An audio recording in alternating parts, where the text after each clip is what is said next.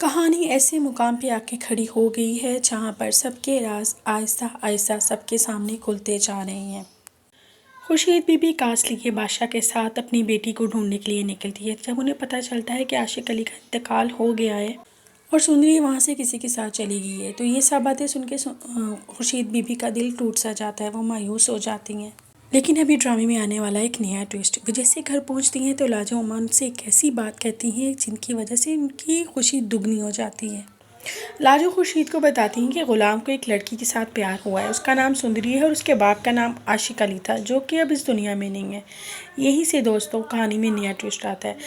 وہ جس طرح خورشید بیگم سنتی ہیں اس کی تو خوشی کا کوئی ٹھکانہ نہیں رہتا۔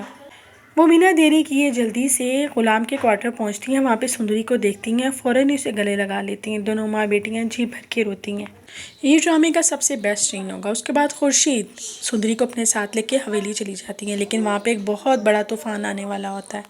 جہاں داد بہت زیادہ ہنگامہ کرتا ہے۔ وہ تو پہلے ہی چاہتا تھا کہ سندری اس طرف نہ ہی آئے۔ وہ سوچ لیتا ہے کہ اب غلام کو اس کے کیے کی سزا لازمی ملے گی۔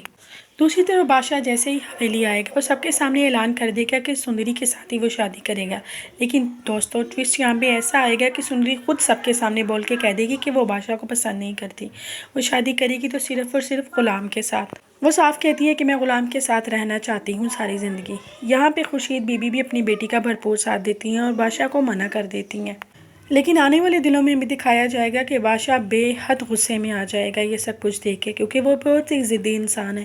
وہ بہت بڑا قدم اٹھائے گا، وہ سندری کو کڈنیپ کر لے گا اور یہیں سے کہانی میں بہت زیادہ والا ٹویسٹ آ جائے گا۔ لیکن یہاں پہ غلام پیچھے ہٹنے والوں میں سے نہیں ہے، وہ بھی سندری کو بے حد چاہتا ہے۔ وہ کسی بھی طرح سے کر کے سندری تک پہنچنے کی کوشش کرے گا، لیکن راستے میں اس کو گنڈوں سے مار بھی پڑے گی، لیکن پھر بھی وہ ہمت نہیں ہارنے والوں میں سے۔ وہ کسی بھی طرح سے کر کے سندری کے پاس پہنچ جائے گا۔ یہ میری اپنی پریڈکشن ہے جو شیئر کر رہی ہوں۔ دوسری طرف جہاں داد بھی بے حد غصہ ہے، کیونکہ وہ سندری کو اپنے گھر کی بہو نہیں بنانے کے لیے راضی۔ جہاں تک مجھے لگتا ہے وہ غلام کی اندر سے ہیلپ بھی کرے گا تاکہ ان دونوں کا نکاح کروا دے اور سندری کے لیے ہمیشہ کے لیے یہاں سے اس کی جان بھی چھوٹے بادشاہ سے۔ اب یہاں پہ سوال یہ پیدا ہوتا ہے کہ کیا بادشاہ اپنی محبت کو حاصل کر پائے گا؟ کیا بادشاہ کا جنون بڑھ جائے گا؟ اور جہاں داد جس کی دشمنی اتنی زیادہ عاشق علی کے ساتھ رہی، کیا وہ عاشق علی کی بیٹی کو اپنے گھر کی بہو بنا پائے گا؟ یہ تو تھی میری آج کی پریڈکشن جو آپ کے ساتھ شیئر کر دی۔ اگر میری ویڈیو آپ کو اچھی لگتی ہے تو کائنڈلی لائک شیئر اور کمنٹس لازمی کیجیے۔ اس طرح تو ہم سب کو انتظار رہے گا کہ سندری غلام کے حصے میں آتی ہے یا بادشاہ کے حصے میں آتی ہے۔